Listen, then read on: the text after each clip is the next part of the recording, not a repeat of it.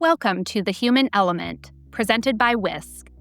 I'm your host, Barb Biden, and in each episode, I sit down with CHROs and senior HR leaders to explore how AI, innovation, and human insight are reshaping the future of HR.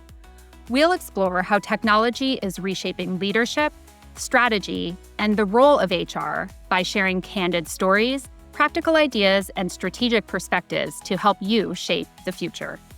The Human Element is brought to you by Whisk, the leader in agentic HR and creator of Harper, the world's first AI HR generalist. Learn how Harper can resolve up to 80% of routine HR tasks autonomously. Learn more about Whisk at whisk.com. Welcome to The Human Element. Today, my guest is Kyle Roed, and Kyle started in IT before moving into people leadership. So I'm kind of excited to hear about these dual tracks. Kyle ran actual sales floors at Target alongside his HR work and spent 8 years as the CHRO at CPM Holdings. CPM is a global industrial manufacturer operating across 4 continents. Kyle also hosts the Rebel HR podcast and advises organizations on AI-enabled transformation through human innovation. His conviction built across all of it is that the HR leaders who understand how the rest of the business actually operates are the ones who will be capable of building the agents that replace what HR does today. So after my own heart, I always say I like when folks have worked in the business before they work on it. So Kyle, I'm super excited to have you on the show today. So thanks for joining me. Thanks for having me, Barb. Looking forward to it. Yeah, I wanted to actually let guests get to know more about you and your background. So before you were ever an HR professional, you were an IT manager, I think. So you understand how systems work at an infrastructure level. Tell me a little bit more about where you got your start. Yeah, appreciate the opportunity to talk to you. And I joke way back when, this has been over 2 decades ago, when I was first starting my career, I did a lot of different things. And I also joke, my first HR job was actually being a bartender. It's basically the exact same skill set as being an HR professional. You just actually have a tool to make people happy. But one of the first jobs that I had that was like a real big boy job was an IT manager in a school district. And so my job was to make sure that the administration was set up for success as it relates to all things IT. 20 years ago, the landscape was pretty different. It was a lot of hardware, software was incredibly slow, and AI wasn't even a thing, right? But what was interesting about that job that I think carried over into my foray as an HR professional is it was all about systems and how those systems work together.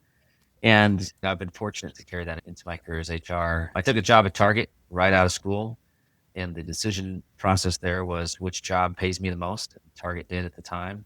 And so I took it. And I was blessed with some amazing mentors at Target that really kind of guided me into human resources based upon their observations. And got the opportunity to step into the career at that time, way back when. And I just haven't left the career since. Worked in retail for a while, and then I transitioned over to manufacturing. And most recently, I've been a chief HR officer here for CPM Holdings, which is international, 41 locations in 14 countries. And I get to help run HR for a couple thousand folks. So it's been a great time. That's an incredible arc. And I'm super interested in hearing how you connect like the breadth that you've had across different areas of the business to this argument you're making about AI, right? That the leaders who are going to do well with where we're at in our profession are the ones who have spent time really understanding the business problems. How does your arc help you to kind of have that unique view on really understanding the businesses that you support? Yeah, it's an insightful question. And Barb, I think you and I probably share a similar perspective, just given what you've shared. I'm a big believer that if you want to be a successful human resources professional, you have to understand what your internal customers are facing and dealing with. And for my money, I think the best way to do that is to actually have experience as a leader of people outside of the HR function. And I was blessed to have that opportunity with Target. At times I had teams of well over 100 people reporting into me and had to figure out how to engage and inspire and coach and teach and in some cases discipline and in some cases recognize. And what that enabled me to do when I stepped into human resources was have empathy and sympathy in some cases for what leaders go through and what really matters. I'm a big believer that if you set up a structure and a system appropriately and then get out of the way and enable great leaders to lead, you will be successful. And unfortunately, I think a lot of HR professionals can fall into the habit of let's just create a policy, let's create a procedure, let's create a rule, when what we actually need to do is edit and make sure that we are looking at things that don't make sense in the context of what a leader is trying to do and what the business needs a leader to do. And I would attribute a lot of my success to having a more pragmatic view of the things that need to be done and making sure that the priority is actually on the focus of enabling the humans in an organization to be successful. The way I interpret that in the context of kind of AI is AI is just another tool that we can leverage. And it needs to be leveraged in a way that fits the business need, the business strategy, what leaders need it to do. It's no different in my mind than hiring a new hire. That is an individual that you're hiring that you are attempting to use as a tool to do something. It was interesting when I was reflecting on this topic in this podcast. I've been blessed in my career to work with super smart people. And I had the opportunity to go to an AI hackathon a few months ago. And some of the smartest people in the space of AI, we're talking like like straight up nerds, right? Like they understand stuff. I don't even know what they're saying. I'm like, this is like way above me. And I was in the profession for a while, right? I don't even know what that means. But as we were talking about specifically about agentic AI and what it can do, what we were doing in the hackathon, we weren't coding. We were giving an AI agent instructions on how to code something. And I had a light bulb come on in my mind at that time. And I'm like, this is no different than building a job description or a position profile as I'm getting to recruit or consult with a leader to try to figure out why do I have a gap in my current organizational chart and how do I fill it? And the light bulb for me was this is what HR does every single day. This whole AI thing, this should be an HR function. We have a tool now that enables us to speak directly into some of these IT tools that we don't necessarily have the vernacular to use correctly, but we don't need it anymore. And so what that prompted me to do was to start to take a look at this as a tool, specifically an HR tool, not just to address some of the things that AI is being used for now, like coding, but to figure out how do we take aspects of people's jobs that can be agents, AI agents, and basically help them become more effective and give them a little bit of a multiplier effect that they can spend less time doing the administration and highly tactical aspects of their job and think more and let some of these agents take some of the things that are frustrating or mind numbing for folks. Yeah. So that's the thesis. I am on side with you there 100%. I think the obvious objection potentially is AI is a technology and technology is IT's domain. But what you're really talking about is the role of AI in work redesign. And clearly that's HR's domain, really, right? To help lead. What do you think is wrong with the AI is a technology and technology is IT's domain? What's wrong with that argument? I think that that is an incredibly myopic way to view the world. And that's just not how the world works, right? To me, that argument that tech should be IT is bogus.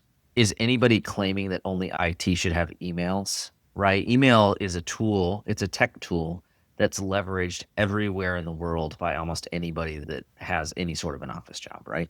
Mhm. That's how I view AI in the future. It's like the next email. Everybody's going to be using AI in some way, shape, or form or some fashion in the future, right?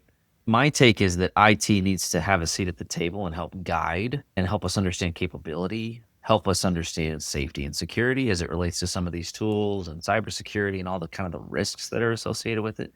No different than any other risk that's been present with a technological tool. But IT being the only ones with the perspective on technological utilization and capability is not the right way to do it in my mind. It's like the tail wagging the dog, right? The business and the strategists, the leaders of the business need to help understand what we need done. And then technology is simply a tool that helps us get there in my mind. And maybe not. Maybe technology is not a tool that helps us get there, right?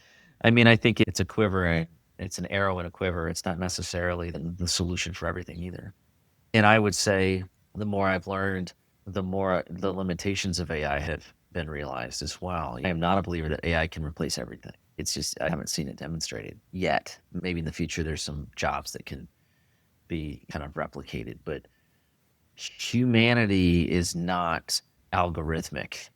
An algorithm makes sense. Humans don't always make sense behaviorally, right? And some of the greatest innovations don't make any sense, at least not on paper or not on a computer program, right? And so there's an element of humanity that just isn't replicated in AI. So again, I think it's a tool. It can be a broadly utilized tool.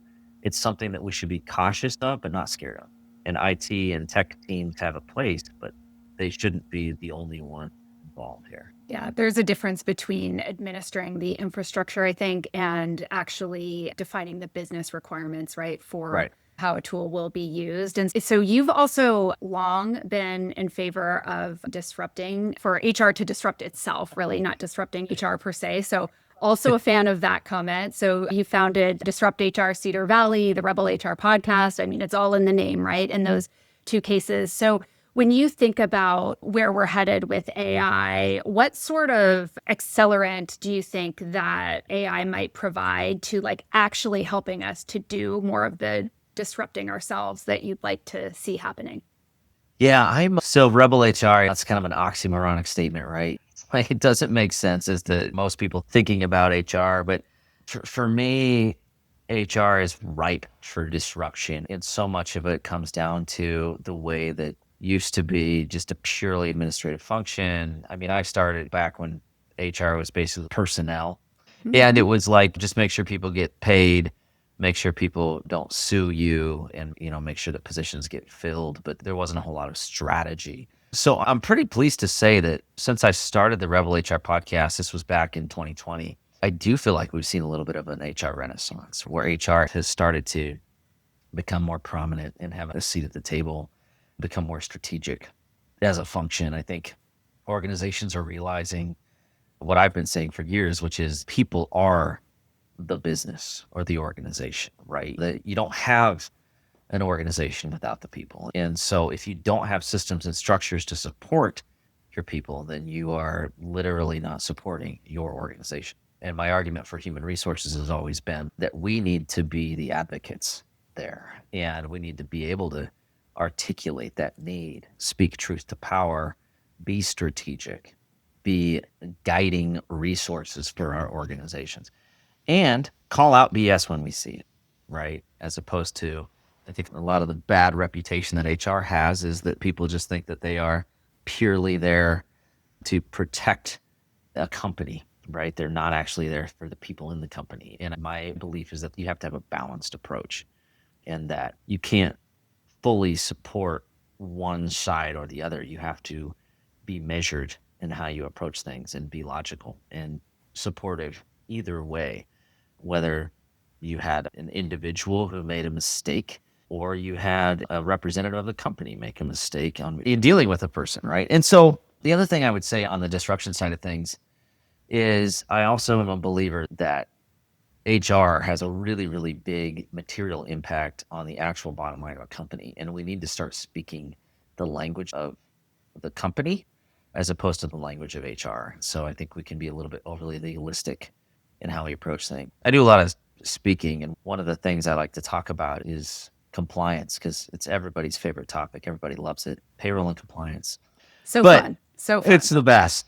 I love it. But the truth is, like I tell people, like if you ever make a decision purely because you're afraid of getting sued, you're making that decision in the wrong context, right? And I think so often we are in human resources, we're incredibly protectionist as opposed to being more realist and pragmatic in how we make decisions. We shouldn't be making business decisions because we're afraid we might get sued. We should be making business decisions that support the business and the people in it. And by doing that and treating people right, you reduce the opportunity to get sued, right? Like it's a totally different context, but it's actually the same objective. It's just a whole lot more fun to go win. Nobody wants to sue you because they feel like they work for the best company in the world. Totally. I love to say set it and forget it when it comes to compliance, which I don't wholly mean forget it, but I do like that it's not top of mind, right? I think that's what I mean by that is that it's not the thing that is leading your decision making. It's not the tail wagging the dog. It's like you've got the right frameworks to keep things safe, right, in that respect and compliant. And then you go do the really good and interesting work that we want to be doing. And you're a good human and treat people well and all of those pieces, which also leads to, like you said, when you're doing those things, that typically keeps you in a good place with respect to compliance as well, right? Couldn't agree more. And I think one of the things I want to pull us back to for a minute is when you talked about building an AI agent is the same, right, as writing an SOP or a process document or defining a job description, right? You need to know the work and you have to be able to document exactly how the work gets done, what decisions get made, et cetera, right? Like that level of detail.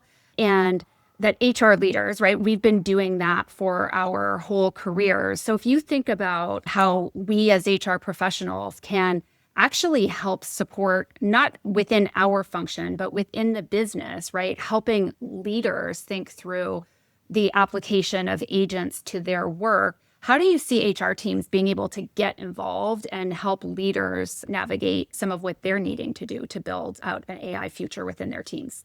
Yeah. So I think my take on this question is that you have to be very thoughtful about how you approach this. And I can use some examples of how I've done it. Clearly, I am an advocate of looking at this. I'm also not an advocate that every position can be agentified, right? There's some positions that just flat out shouldn't be. The way that I've approached this has been two different paths. First path is targeted, systematic projects in areas where work it should be getting done, but is not getting done at the kind of pace that we want it to be done at. So as opposed to saying, oh, I need to go hire 3 more people to get this project done, strategically going, okay, what AI tools exist that can take workload away from this project team or do some of this project work so that these folks can be freed up to spend more time to get the timeline completed. Great example. Let's talk about SOPs. Okay. So standard operating procedures for those that aren't in the manufacturing world. These are the tools. These are the instructions. Basically, when you hire a new hire, these are the work instructions. They're the instruction manual that tell them, how do I get this stuff done? How do I put this thing together? How do I run this machine? How do I not get into a safety incident? These things have historically been absolute pains to get done. And by the way, you're never actually done because they're constantly changing because you're constantly changing work, right? Or changing machines, or you've got trainers that are learning how to lead. So one of the great use cases was we've got these people that spend all day long just putting together SOPs, typing up stuff, typing up work instructions, standing out here talking to operators to figure out how to do this and how to do that. What if we just take an AI transcription tool, take some video, have the person talk about what they're doing, and then take that video, put that into the AI tool, and then it actually populates the SOP for you? Oh, that's a great use case. Guess what now I can do with the people that were previously sitting at a computer hammering out work instructions all day long? Now they've got opportunity to go do more. So it's a multiplier for their work, right? So it's some of these like kind of strategic projects. It's an opportunity. The other thing that we've done is every time we've had any sort of turnover and we're getting ready to hire a new person, it's as simple as ask the question, what aspects of this role can be utilized?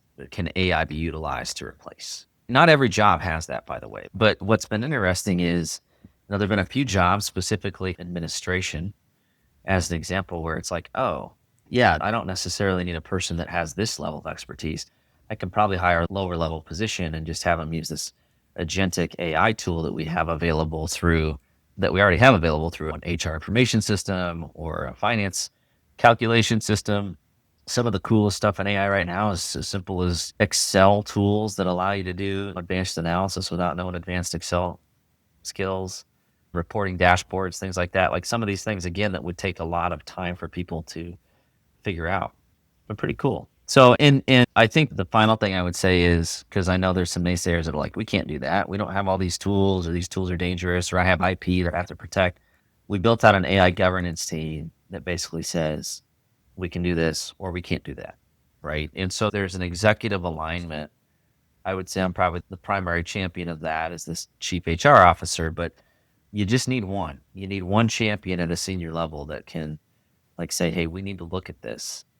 And then you need to get the right people on that committee to help keep an open mind. And then you need one naysayer that can make sure that you don't go off the rails, because there truly are some things that you don't want to do. And you need a well-rounded perspective to do it. And by actively seeking out the naysayers, you're actually doing yourself a favor, because if they're not on your committee, they're going to be the ones naysaying it outside of the committee and set it up for failure. And no disrespect, but typically that's an IT person. Which is back to your view is that should be owned by HR, but again, we do need the folks on our team that keep us in balance. But when it comes to keeping eyes facing forward on where the work is evolving, like how the work can change and be made better, that really does fall into HR's domain. And then this brings me back to where we started. And I didn't share at the beginning, but I got my career started in distributed retail services, right? So an area where you are out in the business, the buck stops with you, similar to where you were at Target. And ultimately, that is how it sounds like you, and certainly how I learned the business that I was running before I actually moved into HR later. And so your argument is that the HR leaders who will win in this era are people who know the business in the way that like you and I are describing, like we've gotten this immersion. If someone's further along in their career, already in our HR team, they can, but they're not going to necessarily retroactively go back and like work on the shop floor, do the whole, like all of the jobs that lead to the job that they're in. What are the alternatives? Like, how are you thinking about, say, with folks on maybe your own team that are fit that mold? How can they go back and make sure that they're still immersing themselves in understanding the business so they can be that empathetic and sympathetic HR leader? Yeah.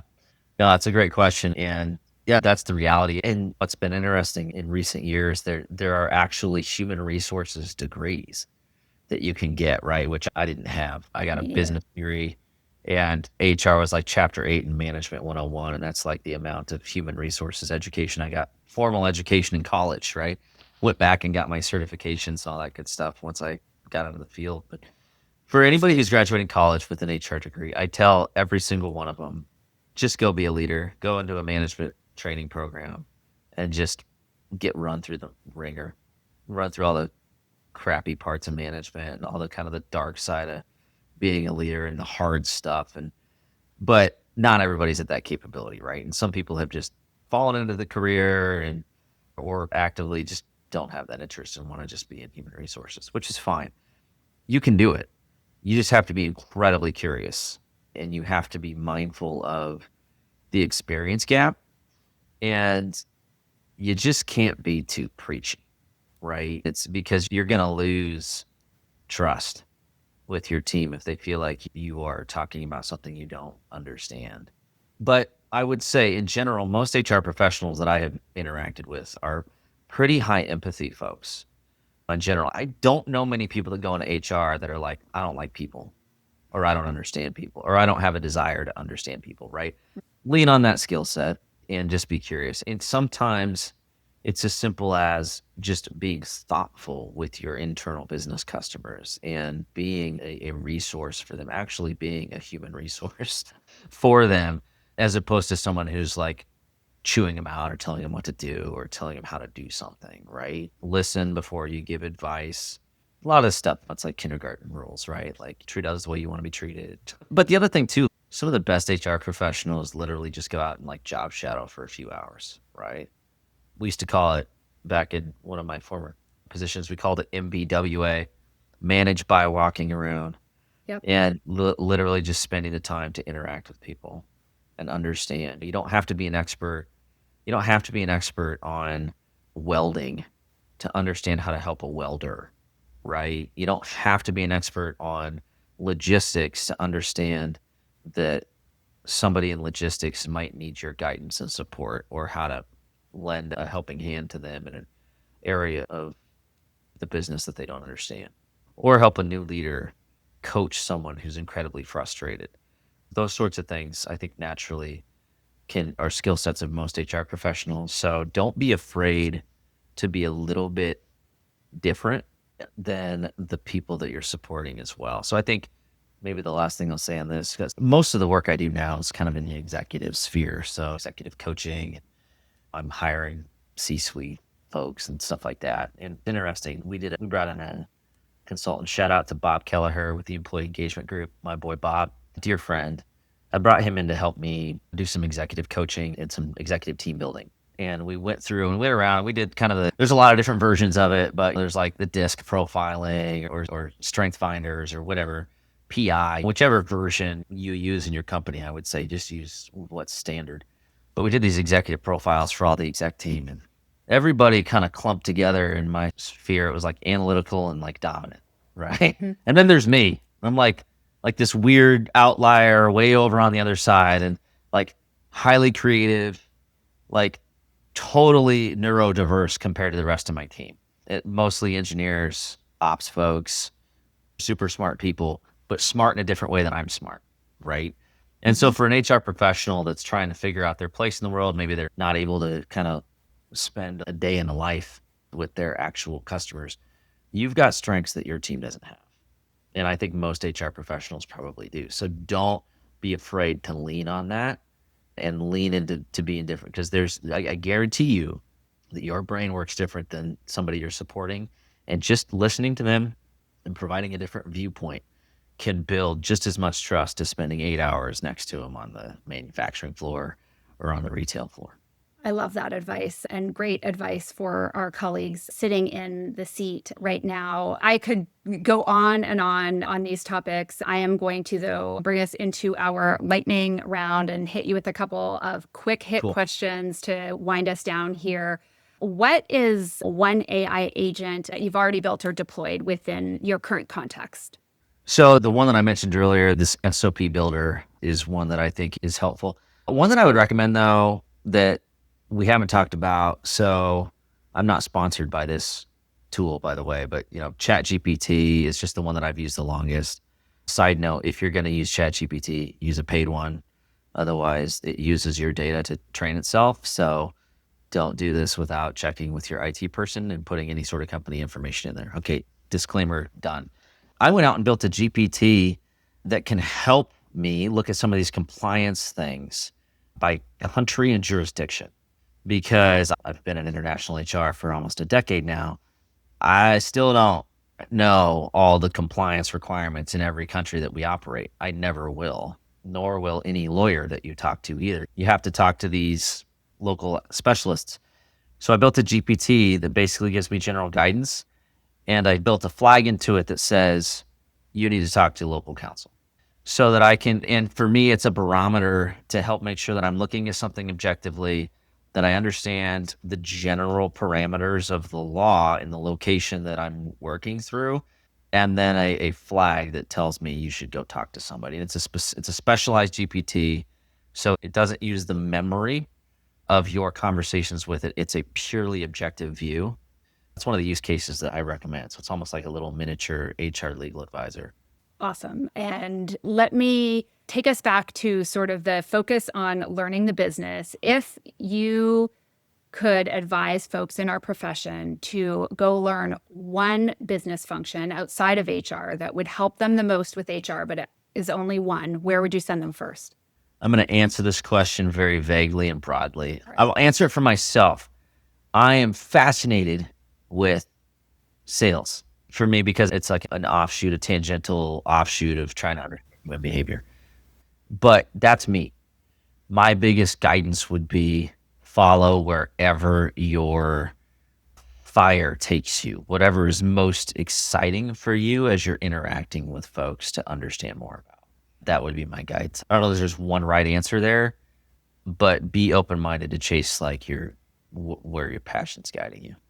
Yeah, I think never bad advice to go understand and learn how your company makes money on the sales side, but also, yes, go follow what you are passionate about, right? Yeah. Is likely to teach you the most, I think, is probably the core sentiment there. As we were going, I was really into this conversation. So as we were going, I do try to capture some takeaways. So let's see how I did here. The first sort of takeaway that I captured was really that there is no substitute for knowing your customer, right? So you said you don't need to be a welder to help the welding leaders that you support, but I think that this does start from not thinking of yourself as separate and apart from those individuals, but being able to think about how you can come in alongside them and actually be empathetic and sympathetic to the situation that they're facing and showing that curiosity. So that was the first one. The second one that I really liked is you had said sometimes HR needs to edit, which I fully agree with, right? Sometimes it is less, not more, that our leaders and our businesses need from us. So I guess setting a really great structure and then getting out of the way and letting leaders be great leaders. I do tend to think that the distributed retail background that pushes a lot of responsibility to line managers informs that a little bit. So it's unsurprising that I agree with that, but I do agree with that. And then the last one is that HR can really provide great support in an AI age as we reconsider how work is done. And I really liked the two spots where you really focused attention. So one was kind of work bottlenecks, like places where there are problems with the work. How can we help leaders understand what's going on there and figure out ways that we can potentially use AI or really anything strategically to improve that? But I think a no-brainer right now is at backfill. There should not be a time where we as HR professionals are not encouraging leaders who are backfilling for a role that's become vacant to see if there is an opportunity to rethink that role before you go out and fill it. And where can AI intervene? How can the role be reshaped, et cetera? So those are my big three, but I like to leave guests with the final word. What would you say to the HR leader who's listened to us talk today and you want to plant a seed of something for them to think about on the rest of their drive home? All right. I can plant a seed. I would say your organization needs you to lead into the future of work. And that's going to be different for everybody. But I would encourage you to be incredibly curious about what the future of work structure actually looks like. And if you have the inkling, go learn some tools and then start to use them and share them with folks. So just be open-minded. So I love a good meme. And one of the jokes or memes that's out there recently is you're in a room and you're looking around and you realize, oh, I'm supposed to be the one that's the adult in the room right now, or I'm the one that's supposed to be adulting. And so often HR is that person. People look to HR to guide and lead and kind of be the voice of reason. So one of the things I would leave your listeners with is a saying that I think about a lot, and that is, if not me, then who? And what I mean by that is, so if it's not you guiding an organization as it relates to people or people processes or how people interact with technology in the future, then who will be the one doing that? And the answer, or the truth is, in that context, you might not want some people guiding that. You as HR need to take ownership of that so that your organizations can be successful and be human centric as you think about the future of work. The alternative is you might be making contextual decisions that have a really, really big impact on the people in your organization without full consideration of the impact. And so if not me, then who would be the takeaway? I love it. Take the opportunity to lead. Do not be a bystander. Great advice. Thank you so much for taking the time to come on the show and talk to me today, Kyle. It was great. Thanks, Barb. Appreciate the opportunity to be here.